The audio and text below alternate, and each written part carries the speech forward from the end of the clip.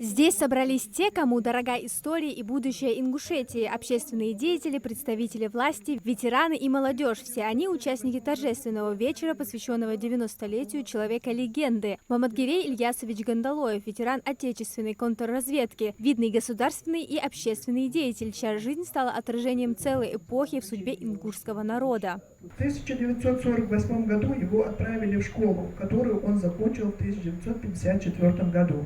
Затем поступил в Алматинский сельскохозяйственный институт на механический факультет.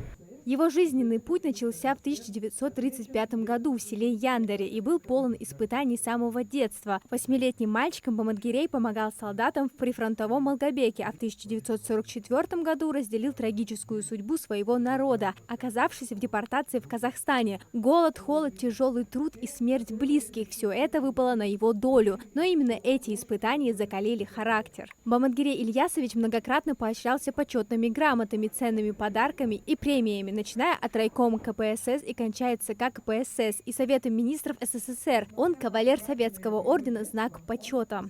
В 1991 году на Третьем съезде ингушского народа его избирают в состав Народного совета Ингушетии. За заслуги в образовании, становлении и развитии ингушской государственности и многолетнюю общественную деятельность Маматгирей Ильясович Гандалоев награжден высшей наградой Республики Ингушетия орденом за заслуги. Его карьера – это пример беззаветного служения Родине, от учителя в сельской школе и первого секретаря райкома комсомола до руководящих постов в КГБ и Назрановском райисполкоме. Где бы он ни работал, Маматгирей Ильясович оставлял о себе добрую память. Именно при его руководстве в Назрановском районе появились первые асфальтированные дороги, связывающие села. Была заложена основа современной республиканской больницы, построены новые школы и водопроводы. В советский период, когда о религии, в общем, редко кто говорил, жители Сурхаки попросили сказать слово, чтобы построили молельный дом. Многие чиновники боялись, но он добился того, чтобы все-таки его построили. После выхода в отставку в 1991 году Маматгирей Ильясович не ушел на покой. Он с головой окунулся в борьбу за возрождение ингушской государственности. Будучи избранным в Народный совет Ингушетии, он стал одним из архитекторов. Как отметили выступающие, его вклад в образование и становление Ингушетии сложно переоценить. Можно сказать, сегодняшняя Назрань обязана этому человеку.